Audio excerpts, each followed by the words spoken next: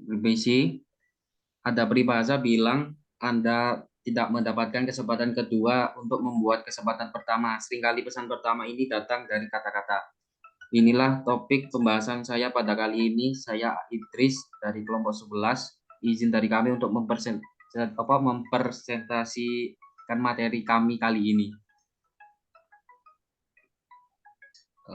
Pertama untuk memperkenalkan kelompok kami yang bernama, monggo.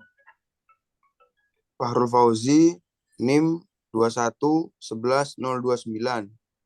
Saya Miftahul Arif Pratama, nomor NIM 2111039. Baik, untuk pertama ini bab 1 kata pengantar.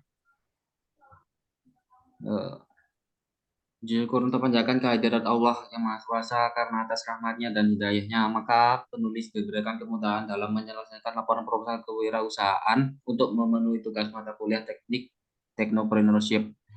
Penulis menyadari bahwa kemampuan dari pengalaman yang penulis miliki saat ini masih terbatas, sehingga dalam laporan ini masih banyak terdapat kesalahan dalam kekurangan baik dalam penyajian maupun dalam isi laporan. Untuk itu, kritik dan saran yang konstruktif sangat penulis harapkan untuk penyusunan laporan berikut ini. Akhir kata, penulis berharap semoga laporan ini dapat menambah wawasan dan bermanfaat bagi para pembaca. Untuk penulis, pertama bab 1. 1.1 latar belakang. 1.2 tujuan. Bab 2 pemasaran dan pelayanan. 2.1 gambar lingkungan usaha. 2.2 strategi pemasaran. Bab 3 isi. 3.1 tenaga kerja. 3.2 prosedur produksi. 3.3 harga modal usaha. 3.4 biaya tambahan. 3.5 penentuan harga jual. 3.6 perhitungan atau laba atau rugi. Bab 4 penutup. Monggo dilanjut bab 1. Fakrul Fauzi. Mas Fakrul. Bab 1. Pendahuluan.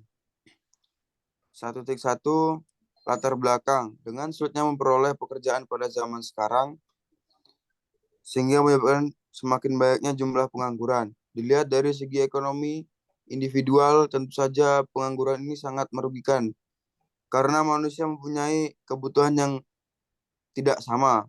Oleh karena itu, calon tenaga kerja harus mampu berpikir kreatif dan inovatif, yang mampu membaca peluang serta pandai memanfaatkan peluang tersebut sesuai dengan kemampuan yang dimiliki dan tidak terfokus hanya pada satu jenis pekerjaan saja. Dengan berwirausaha, kita dapat mengurangi jumlah pengangguran. Selain itu, juga dapat memberi keuntungan dalam segi ekonomi, karena hal ini akan berpengaruh besar terhadap pertumbuhan perekonomian suatu negara.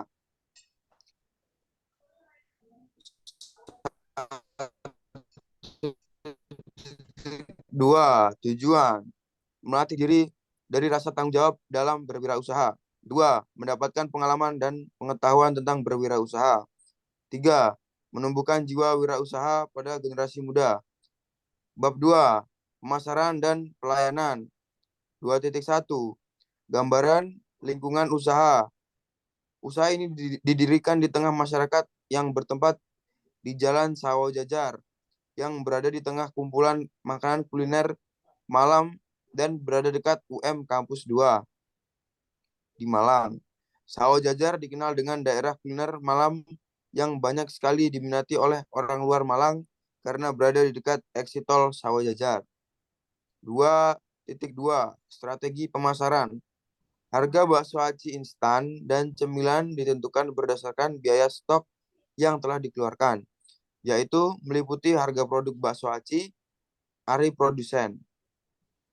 Sasaran pada penjualan produk bakso aci ini adalah kaum remaja, khususnya mahasiswa dan masyarakat sekitar, supaya semua bisa mencicipi produk viral dengan cepat tanpa menunggu lama dari luar daerah tempat produsen tersebut, serta dapat juga dikirim luar daerah melalui online shop. Bab 3 akan dilanjutkan oleh Saudara Miftahul Arif Pratama. Monggo. melanjutkan dari Saudara Fahru Fauzi, saya akan menerangkan isi dalam bab 3. Itu tenaga kerja. Usaha ini memiliki tenaga kerja mulai dari 1 orang disebabkan usaha ini masih termasuk usaha yang kecil. Tetapi dengan tenaga kerja, perorangan ini mampu memberikan pelayanan yang baik kepada customer maupun pelanggan dan kepada mungkin yang bisa menambah tenaga kerja orang sekitar yang belum mendapatkan pekerjaan. Prosedur produksi. Yang pertama, pemesanan dari distributor. Banyak sekali usaha besar yang sudah terkenal dan viral pada media sosial. Di luar daerah tersebut dalam bidang makanan termasuk bakso aci, instan, dan distributor memesan produk lain dari produsen dengan jumlah yang banyak atau kiloan dan kemudian diberikan kepada pedagang kecil atau reseller kecil. Yang kedua, pengiriman produk. Kegiatan dari bagian operasional logistik dan mendistribusikan produk barang dan jasa dari produsen kepada konsumen. Kegiatan pengiriman merupakan kegiatan operasional yang berlangsung pada saat pesanan sudah siap.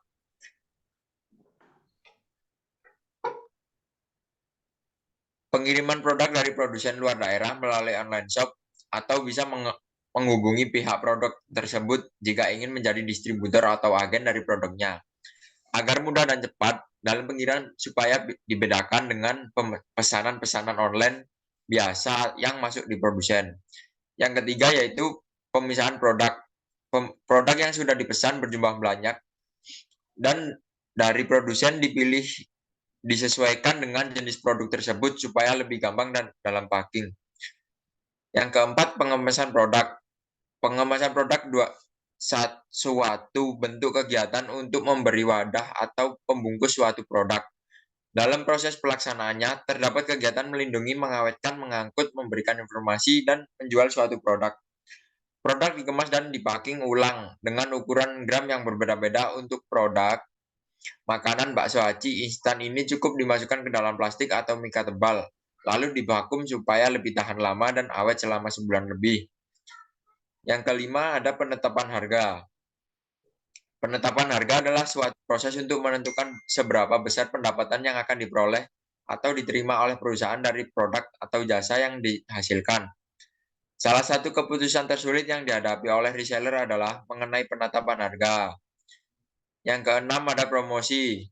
Promosi adalah upaya untuk memberitahukan atau menawarkan produk dan jasa dengan tujuan menarik calon konsumen untuk membeli atau mengkonsumsinya. Dengan adanya promosi, produsen dan atau distributor mengharapkan kenaikan angka penjualan. Reseller kecil harus juga mempromosikan produk kalau perlu secara online agar produk mudah dilihat dan dijangkau orang lain. Ketujuh, ada pengiriman produk ke tangan konsumen. Produk dikemas dan dikirim ke tangan konsumen dengan nomor antrian resmi melalui online shop atau langsung bisa datang untuk masyarakat terdekat. Selanjutnya, harga modal usaha. Berikut adalah contoh harga modal usaha. Bakso aci 20 piece seharga 90.000. Basreng 2 kilo seharga 80.000. Keripik kaca sebanyak 2 kilo seharga 80.000. Usus crispy sebanyak 2 kilo seharga 80.000. Total biaya 330. Selanjutnya ada biaya tambahan. Untuk ongkos kirim, bakso aci biaya kirimnya sebesar 13.000, untuk basreng 13.000, keripik kaca 13.000, usus crispy 13.000. Total biaya 52.000. Selanjutnya penentuan harga jual. Harga jual bakso aci sama dengan total biaya bakso aci dibagi hasil produksi. Sama dengan 20 piece plus ongkir dibagi 20 sama dengan 103.000 bagi 20 sama dengan 5.150. Harga jual, harga pokok ditambah laba yang diinginkan sama dengan 5.150 ditambah 4.850. Jadi harga jualnya yaitu 10.000 per pieces. Kedua, harga pokok. Total biaya atau hasil produksi keseluruhan basreng 6 kilo ditambah ongkir dibagi. dibagi 6 kilo per 50 gram. Keripik kaca usus crispy sama dengan 279.000 Jadi dibagi 60. Jadi 279.000 itu keseluruhan yang diambil dari basreng, keripik kaca sama usus crispy. Itu plus ongkir jadi 279 dibagi 60 dengan ini harga jual. Harga jual, harga pokok plus laba yang diinginkan sama dengan 4.650 ditambah 4.350. Jadi harga jualnya yaitu 9.000 per piece isi 50 gram. Untuk perhitungan laba dan rugi, laba harga produksi dikali harga jual dikurangi modal. Jadi 80 dikali 19.000 dikurangin 382.000 sama dengan 1.520.000 dikurangi 382.000. Jadi totalnya ada 1.138.000. Untuk presentasi laba dibagi modal dikali 100% sama dengan 1.138.000 dibagi 382.000 dikali 100% sama dengan 2,97%. Udah. Selanjutnya bab 4 akan dilanjutkan oleh Saudara Idris. Ya, terima kasih untuk Ibu sudah melihat presentasi dari kami. Mohon maaf kalau apabila ada kesalahan. Dan demikian proposal ini dibuat dari hasil pemikiran penyusun sendiri.